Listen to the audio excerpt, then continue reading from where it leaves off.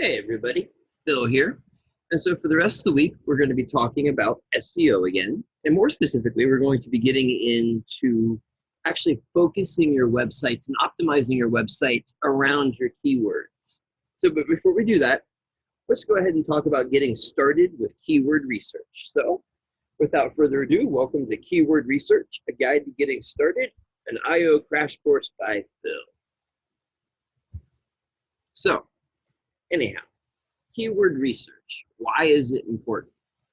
Well, in a nutshell, we need to know how to optimize our websites. We need to know how to direct the websites. We need to know how to direct our content, how to write our content, what we are going to focus on, what we are going to optimize for. So therefore, we really need to do keyword research. What we're going to do is just kind of lay out some quick steps for how you can do that. So the first thing to know about is what we would call a seed keyword.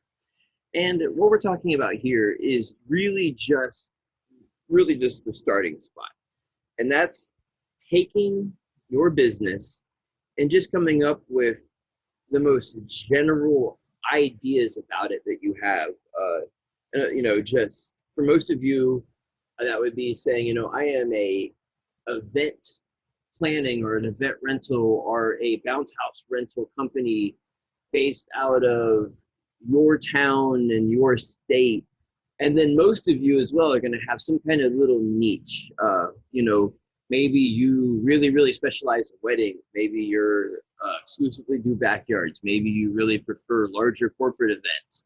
But point being, once you really examine your business, you're going to find that in your own words, you're going to have kind of some phrases and some words that are going to jump out as kind of a general starting point for where you can go with your words. And those are what we would call your seed keywords.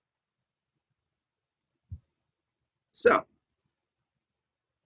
from once we've got those kind of general ideas down, you kind of have taken a good amount of time and really thought about your business, thought about what the mission of your business is, and really thought about what you're trying to do overall with your web presence.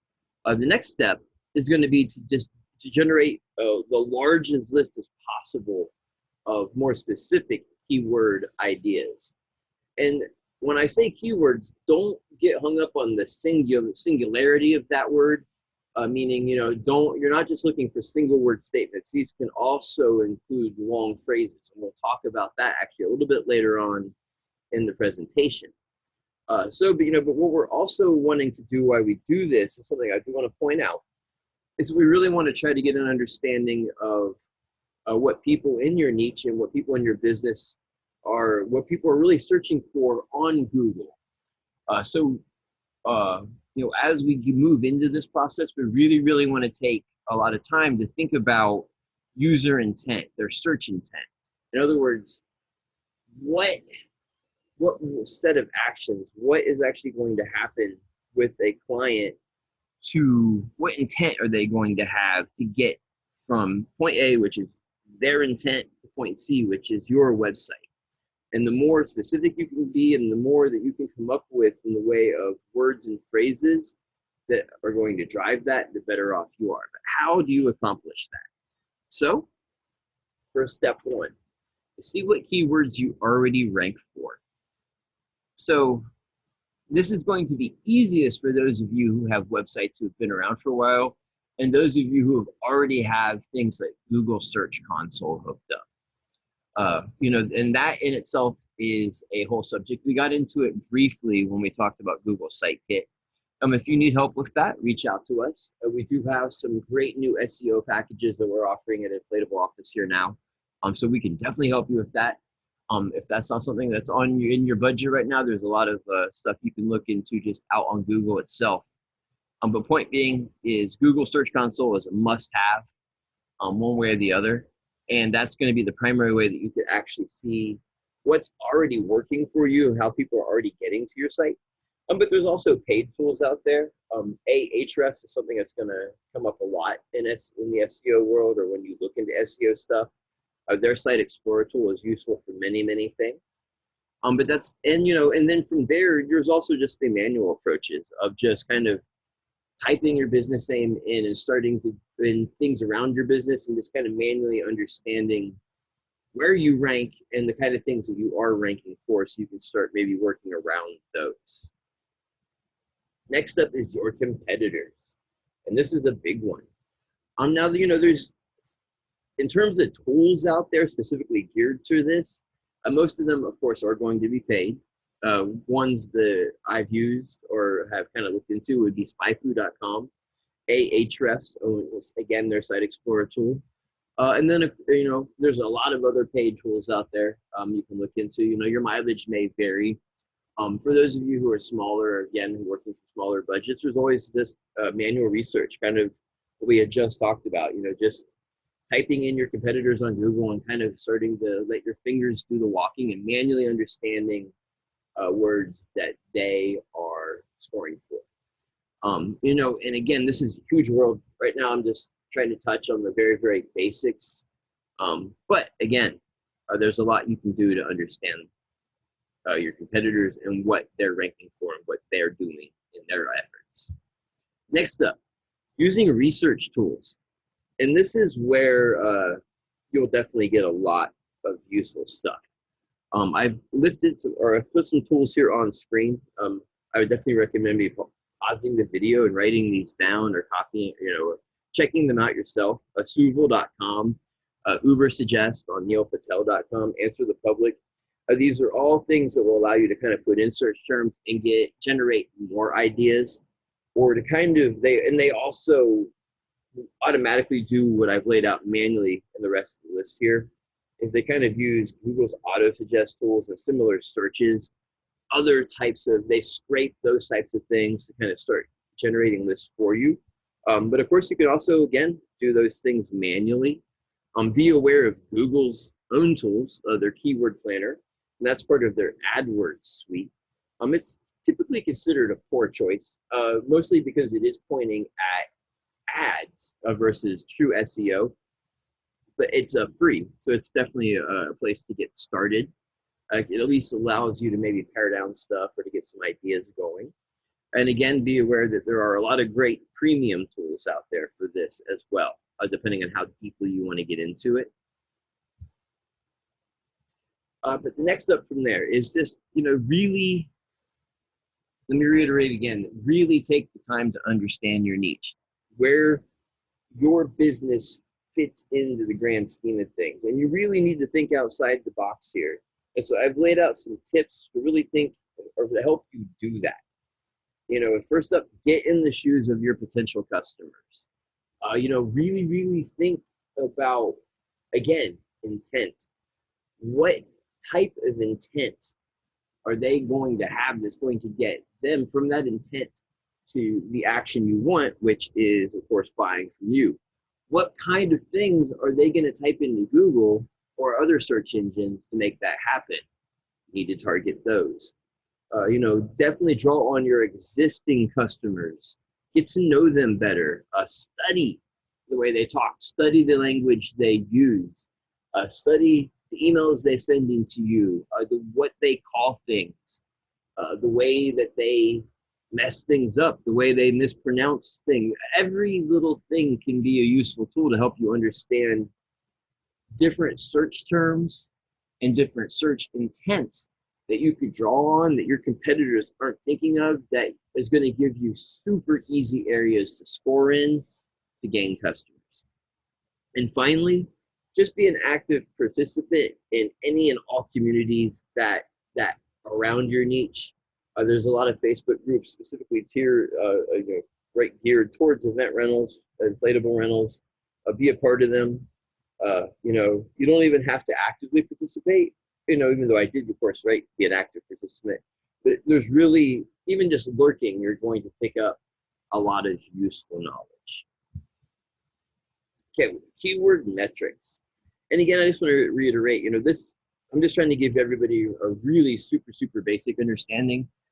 So there's a lot more to all of these than this. And there's a lot more metrics in this, but this is going to at least give you a basic understanding of what you're looking at in these tools. search volume. So what search volume is, and it's going to be called different things in different tools, so use common sense, of course, but it's just the overall search demand of a given keyword, and how many times it's been typed in over a given amount of time in any given part of the world. Google Trends is a free tool, a great place to kind of look at that, especially to kind of compare and contrast different terms. Next up, clicks. Pretty self-explanatory. Most tools that you are going to look at here are going to show you not just how the volume of a search term was, but how many times that you saw click-throughs of various ones. And this is something that you really should pay attention to, because not all search terms lead to a high click-through rate. And then something I've added in this here is being aware of SERP features. And what that means, SERP stands for Search Engine Results Page. And as you all have seen on Google, I'm sure, when you type in certain things on Google, you get customized results. And not just that, but you often get extra information. And a great example right now is typing in coronavirus or COVID onto Google. They are going to give you quite a bit of vertical real estate taken up just in terms of their own customized data dashboard that they've put together. So be aware of how that's going to affect certain results that people put in. It's going to drive, it's going to drive your results further down the page and make it that you have to fight harder to get people's attention. But it's going to affect click-through rates on certain search terms. So, this is just one example of the complex interplay of things you need to be aware of and you need to think about when you are thinking about your keywords. Next up, traffic potential. Now, this isn't something that all tools are going to directly lay out, but it's something more that I want you to think about when you're looking at things like clicks and search volume, is just thinking about the actual potential any term or phrase have. And then from there, trying to link keywords together. So again, if you have a keyword, really remember, use these tools and use all these things I've laid out and try to put together a huge list of related terms, of synonyms, of plural versus singular terms, of all things. That way you can build pages on your website that are super dense of groups of related keywords that is going to allow you to build a lot more authority when search engines do scan that content and start to put together a high density of keywords that they're using to build organic search results. Next up, something to be aware of is keyword difficulty. And this is just simply a measure of how difficult a keyword is to rank for. Again, every tool is going to have a different approach, but it's just, again, it's something to be aware of. Your mileage is going to vary. Do your own research in terms of what tool to use, in terms of whose approach works best. But again, it's something to factor in. And then finally, something that a lot of you might see on some platforms, you might not see on others, is cost per click. And this is an ad metric. It's kind of a cost-explanatory one.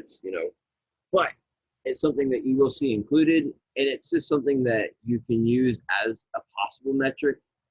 Again, your mileage may vary.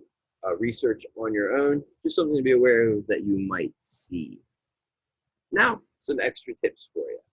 If at any point you get stuck, just go back to that idea of just trying to go to the list of the most important concepts for your business. Start general. Think of each big concept you come up with as a bucket. And then with that kind of general bucket, you can fill that said bucket with much more specific terms that are related to that. And remember earlier when I said that don't shy away from using both phrases and short, just single terms. When you're doing your own learning about keyword research, you're going to hear the term head terms and long tail keywords. Head terms are just 3-word or less, and long tail is just a fancy way of saying 3, 4, 5 and longer phrases.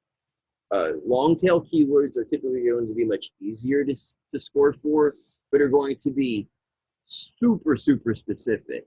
An example could be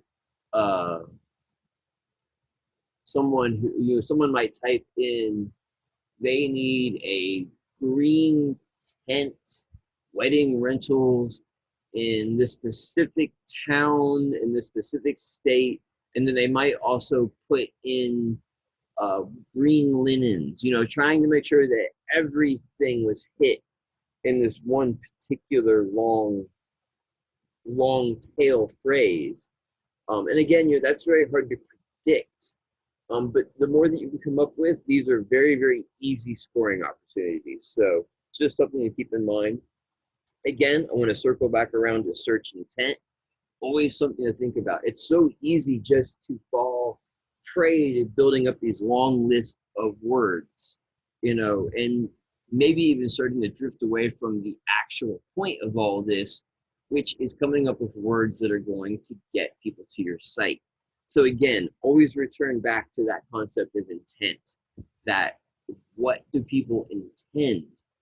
And remember that people don't always say what they mean.